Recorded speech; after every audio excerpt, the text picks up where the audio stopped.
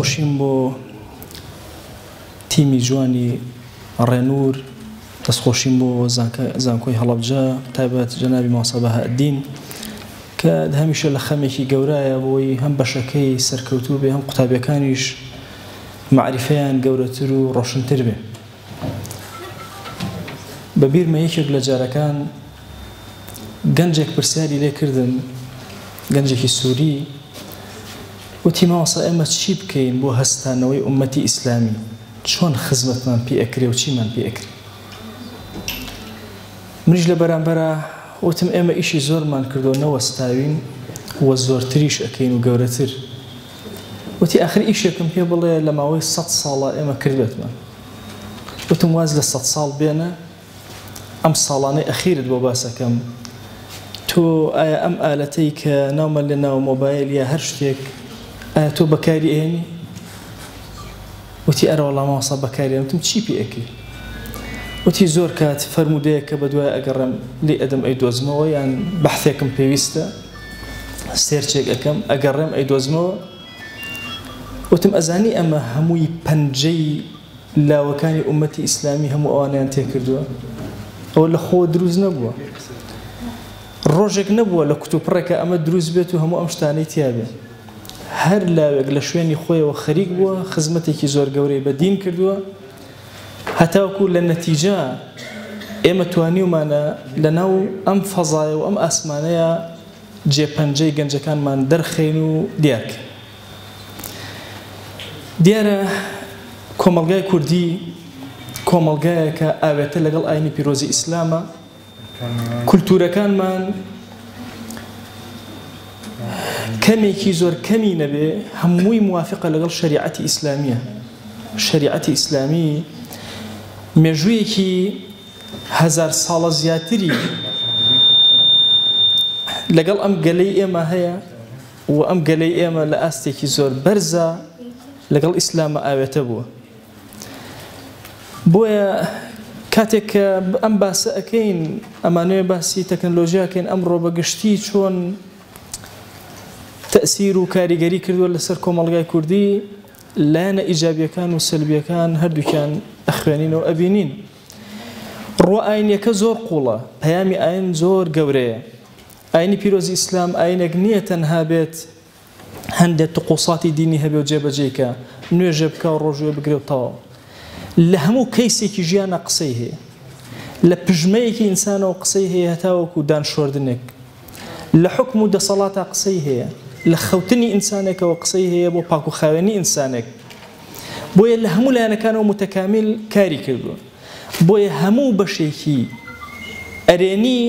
لە ناو تەکنۆلۆژیا و هەموو بەشێکی نەرێنیش قسەمان هەیە لەسەری، و ئاینی پیرۆزی ئیسلام پەیامی وردی هەیە لەسەری.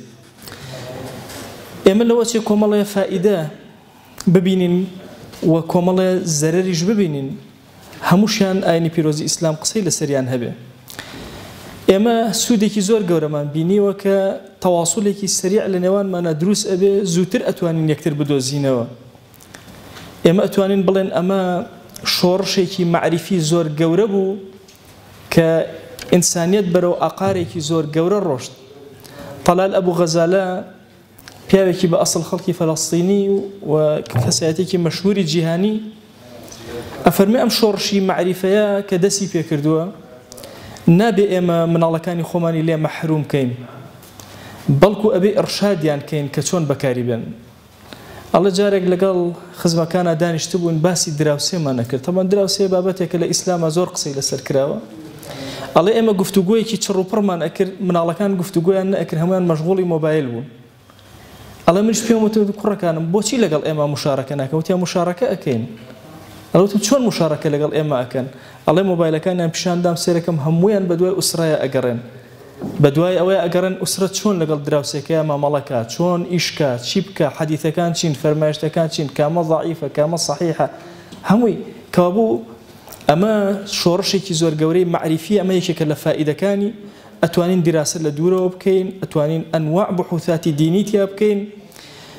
ئەتوانین معریفەمان زۆر گەورە بکەین بەسەبەبی ئەمەوە، ئەتوانین بازرگانی پێ بکەین، ئەتوانین لە باری تەرفیهیشە کاری لەسەر بکەین. چونکە شەریعەتی ئیسلامی بەشی تەرفیهی لە ئینسانەکان نەگرتووەتەوە زیادە ڕەوی و پێچەوانەی شەریعەتی ڕاگرتووە بەڵام بەشەکانی تر ئەمە حیاتی ئینسانە پێویستی پێیەتی بۆیە لە باسەکانی هونەرە ئینسان سێرەکە ئاینی پیرۆزی ئیسلام پێچەوانەی هونەر نییە و زۆر کاری لەسەر ئینسانەکان کردووە کە لە بەشی هونەرە چی بکەن لە بەشی سوعبەت و پێکەنین و یاریکردن و گەمەکردن و تەنانەت لە بینی هاوڵانی پێغەمبەر صلی الله علیه وسلم لەگەڵ خودی پێغەمبەرە صلی الله عليه و آله وسلم زۆر گفتوگۆی جوانی سوعبەت ئامێز با بڵێن یان تەرفیهی هەبووە ئەم لایەنانە هەمووی لایەنی ئیجابی و جوانن و ئێمە ئەزانین شریعەتی ئیسلامی بۆ هەموو ئەمانە قسەی هەیە بنمونە ئەگەر ئێمە باسی بازرگانی بکەین هەموو بابەتەکانی فقهی ئیسلامی لە بازرگانی یەتەوە ناو تەکنۆلۆژیا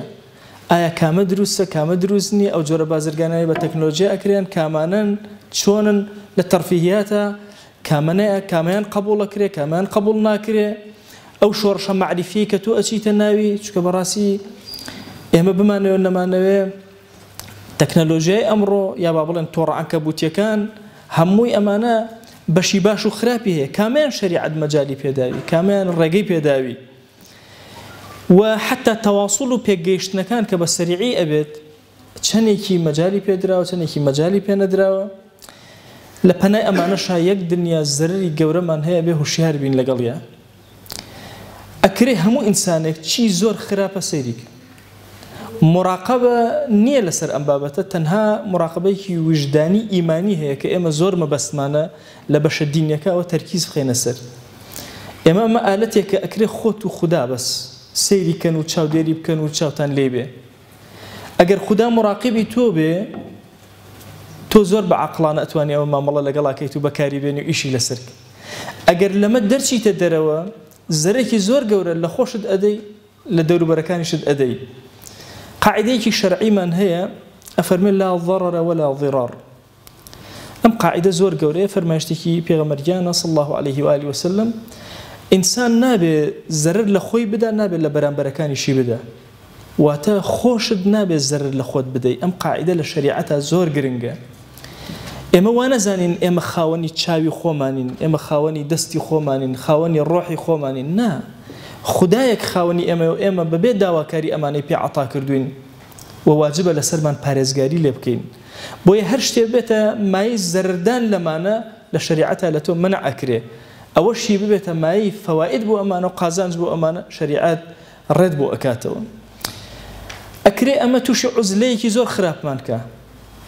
ئەکرێت تووشی ئەومان بکە دوورە پەرێز بین لە کۆمەڵگا کەیکێ لە دەردەکانی نەخۆشیەکانی زۆر کوشندەی ئەمڕۆ ئەوەیە کە گەنج و شەومان تووشی دوورە پەرێزی ئەبێ ئەکرێ ئەمە ببێتە مای خەڵوەت لەگەڵ خوایە دوورە پەرێزیەکە لە بارێکی ترا بەکار بێ بۆیە وا نەزانی کاتێک کە تووشی عوزلە ئەبی بەهۆی بەکارهێنانی زۆرەوە تۆ لە سوودمەندیە یان لە ناو شەریعەتە جێگەی ئیشەکەتت کردوێتەوە نا بەعکسەوە زەرر لە نەفسی خۆتت داوە کە شەریعەت منعی لێ کردووی ئەکرێ ئەمە لە تێکدانی عیلاقە و ماڵەکانە بەکار بێت زۆر بە ئاسانی یعنی پێغەمبەری خوا صلی الله عليه و آله وسلم لە فەرمایشتێکە ئەفەرمێ ئەو کەسە لە من نییە من خەبە بە ئیمرأەتە غەیریهی خێزانە کەسێکی تر لە مێردەکەی ئەکات دووری ئەخاتەوە لە مێردەکەی ئەبێتە باعیسی ئەوەی دوورکەوێتەوە لە مێردەکەی گوێڕایاڵی مێردەکەی نەکاسە ینی ئیشی عائیلەیەک تێک بدا طبعاً ئیشی شەیاطین ئەمەیە ئوسرەکان و ماڵەکان تێک بدەن بە هەمان چەشن ممکنە تۆ بەهۆی ئەمەوە بتوانی ماڵێک تێک بدەیت کە شەریعەت منعی لێ کردووی تووشی تەمەڵیت کە تووشی ئەوەت کە توانات نەمێنێ ضعیف و لاوازت کە هەموو ئەمانە بنە باعیسی ئەوەی کە شەریعەت منعت لێ بکە هەر ئەمە ئەبێتە باعیسی ئەوەی ئەنواع فکری خراپ بڵاو بێتەوە ئەو فکرە خراپانە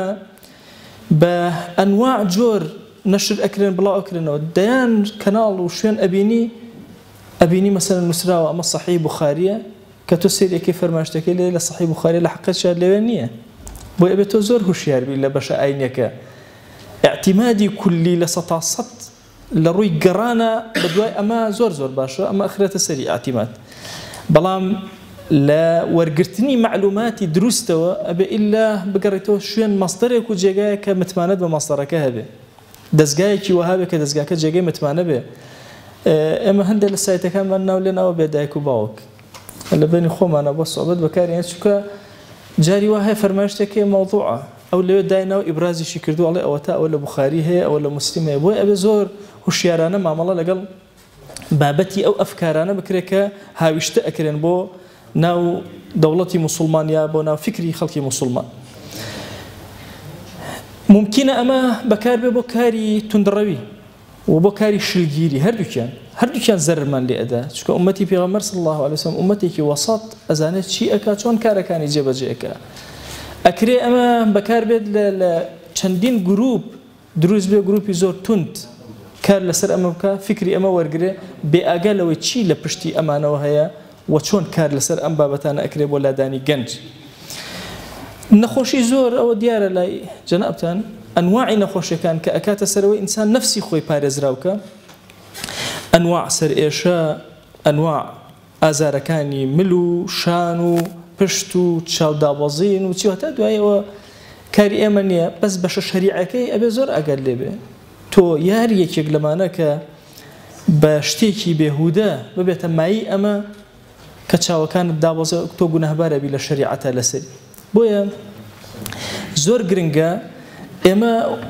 مامەڵەیەکی زۆر تەندروستمان هەبێ لەگەڵ ئەم ئەلکترۆناتەی کە هاتوۆتە وڵاتی ئێمە کە پەلی کێشا و سەری کێشاوە بۆ لای ئێمە ئەبێ بزانین هەموو ئەحکامەکانی شەریعەت کە تۆ ئەیبینی هەر هەمویان تەنفیزە بێتەوە لەناو ئەمە جاری وا هەیە بە کەسێک ئەڵێ ئایا حکمی شەریعەت کامەیە ئەگەر تۆ بتەوێ حکمی خوا بێنیتەوە کامەیە لەوەچێت تەنها فکری بۆ بچێ ئەگەر کەسێک دزی کرد دەستی ببڕێ یان مەسەلەن کەسێ زینای کردداری حەدی لێ بدا یەکێ لەم بابەتانە کاتێککە سەیری شەریعەتەکەی گێڕانەوەی حکمی شەریعەت ئەوەیە ئەحکامەکانی فقهی ئیسلامی لە هەموو بوارەکانی ژیانە تەنفیزکەیت و بخەیتە ناوی و هەر هەمووی بەوە پێوی ئەمەش یەک شت نییە تا من پێت بڵم حکمی شەریعەت ئەبەو شێوازێ شەریعەت ئەمەد لێ مەنع ناکە نابەکارهێنانی دروست ئەوەت لێ مەنعەکە ئەگەر نە شەریعەت بێنە ئەم قاعدە هەمیشە لە پێش چاوت بێ زەرر لە خۆت مەدە و لە دەوروبەرەکانت مەدە بەهۆی ئەمەوە ئیتر هەموو شتێک لەناو ئەمە حەڵاڵە بۆ تۆ دروستە بۆیە شەریعەت دێ ئەم لایەنە ئەحکامەکانی خۆی هەر هەمووی بەسەر هەموو سوچێکی ژیانە جێبەجێک هەندێک سوچمان هەیە لە ژیانە بریتە لە زەردان لە خودی ذاتی ئینسان لە ڕووی مادی یا لە ڕووی معنەوی ئەبێ ئەم خاڵەمان زۆر ئاگار لێبێ چونکە جاری وا هەیە مادەی تۆ زەرری نەکردووە معنای تۆ زەرری کرد فیلمێکی ترسناکە سیر کردووە ترساوی کە تووشی ئەم ترسە و حاڵەتی ترسە بووی لە شەریعەتە گوناهبار بووی لەسەری بۆیە چۆن گوناهەکان لە ژیانە ئەبینی لەم ژیانە بچووکەشە ئەیبینی بە بچووک کراوەی هەموو ئەو گوناهانەی لە دەرەوە ئەیبینی بە مادە لە ڕووی معناوە لێرە ئەیبینی ئەکرێ ئینسان دەرونی ئاڵۆز ببێ بەمە ئەکرێ شپرز ببێ بەمە ئەکرێ بوارە باشەکەش جێبەجێ بکە ئەوە بەشە لایەنە نەرێنیەکانێتی لایەنە ئیجابیەکانیش کە پێشتر عەرزم کردن ئەکرێ خودی ئەمە بەکار بێت بۆ کارێکی زۆر گەورە ئەزانن ئەگەر ئێستا فەقیهێکی زۆر گەورە هاوێنەی ئیمامی غەزالی یان باقلانی یا کێ ئەم پیاوە گەورانەی ئومەتی پێغەمبەر صلی الله علیه وسلم پیان بڵێ حکمی ئەمە چییە تەکنۆلۆژیا حکومەکەی چییە بە ئاسانی پێمان ئەڵێ بۆ هەندێک کەس واجبە بەکاری بێن بۆ هەندێک کەس حرامە بەکاری بێن بۆ هەندێک کەس کەڕاهەتی هەیە بەکاری بێن هەموو ئەحکامی خەمسە بۆ هەندێک کەس سنەتە بۆچی ئەمان پێ ئەڵێ لەبەر ئەوەی ئەمە خۆتی بڕیار ئەدەی کە چۆنی بەکارێنی ئەم ئالەتە لەوە ئەچێت تۆیەک کە نەزانی بەکاری بێنی لە حرام بێ لە شەریعەتا بەکاری بێنی ممکنە کە تۆیەک لە سوودا بەکاری ئێنی واجب بێ لەسەرت کە بەکاری بێن ممکنە تۆ بتوانی کتێبێکی فقهی گەورەی ئیسلامی بە زمانی کوردی بخەیتە ناو ئەم تۆڕەوە طبعا ئێمە لە عامی میلەتی کووردە زۆر لە دواوین لە مەسەلەی تەکنۆلۆژیا لە بارە باشەکەیە زۆر لە دواوین یعنی دیقەت بدەن ئەو هەموو کەناڵاتە عەرەبیە ئەو هەموو فەرمایشتە لە کوردیا زۆر شتمان کەمە وای پێویستمان بە جەنگێکی گەورەیە کە گەنج بۆمان بکە کە بتوانێ هەموو ئەم شەریعەتە جوانەی کە لە دەرەوە ئەیبین بخاتە ناو تەکنۆلۆژیاوە بۆمان بۆی هەر کاتێک گەڕان ویستمان هەرچیمان ویست بە زمانی کوردی دەستمان کە بەبێ مانوبوون ئەبێ هەرچی تەفسیرە لێرە دامان نابێ هەرچی کتێبی فەرمودەیە بە زمانی کوردی دامان نابێ هەرچی کتێبی فقهیە لەوێ دامان نابێ بە کورتی کاتەکە کەم ماوە سەرنجتان ڕائکێشم بۆ دووشت یەکێک لە بواری باشە یەکێک لە بواری خراپ لە بوارە باشەکە دوو تەڵەبم ئێستا حالەن دیراسەیەکەکەن لەسەر پارێزگای هەڵەبجە ئایا نەریتی میوانداری